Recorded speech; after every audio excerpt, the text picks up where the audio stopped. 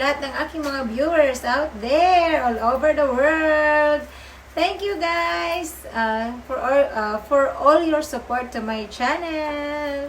Thank you for always there for me. Thank you everyone all over the world. I love you all. So yan guys, another unboxing for today's video, ang iyong moms. Kasi nga, napapunta na naman ako sa isang nagla-live. Napapunta na naman ako mga moms dun sa isang nagla-live. Hindi ko na naman maiwasan na hindi mag-check out. Kasi, alam niyo mga moms, grabe yung nagla-live na yun. Naliligo pa siya talaga sa live niya. Grabe yung, ano na yun, yung seller na yun. Kasi naliligo pa siya sa live niya. Grabe kung makikita nyo. Nagilamos, naligo, lahat-lahat. Para lang, ayan. So, ayan, napa-check out ang iyong moms. So, ayan. Na-try natin to kung talagang effective siya.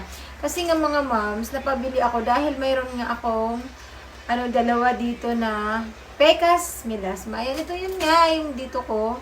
Kasi nga, di ba gumagamit nga ako ng Maxipil. Ayan. So, ayan, meron ako dito. Ayan. Kasi nga, pag once pala na gumagamit tayo ng may mga tretinoin, kailangan lagi tayong nagsa-sunscreen. That time, nang lumabas ako, tanghaling tapat, hindi ako nag-sunscreen.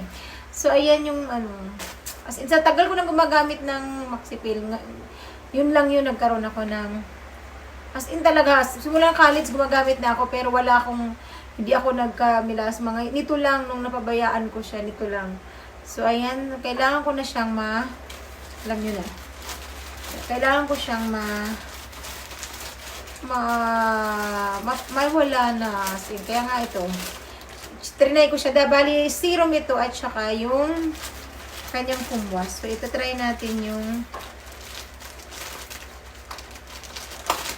open natin yung serum. So, ayan. Let's open this one. Ayun! Jaran! Agoy. Ang hirap mabuksan. Ayun. Try natin kung mabango siya mga moms.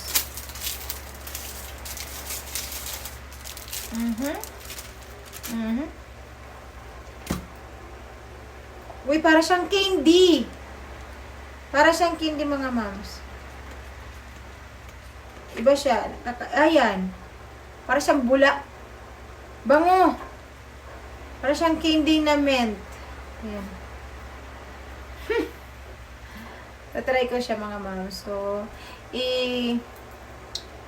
i-video ko na lang or ang aking review nito pag oras na effective naman siya sa aking Pecas and Melasma. So, ayan. That's only for today's video mga moms. It's foaming facial cleanser. Basta para daw to sa Pecas and Melasma. So, I just wanna try this muna. Then, i-review ko na lang sa inyo if okay siya. So, that's it for today's video mga moms. Sharing for this foam wash para sa Pecas and Melasma. Thank you for watching. See you in my next videos. Another unboxing. Bye-bye. I love you all.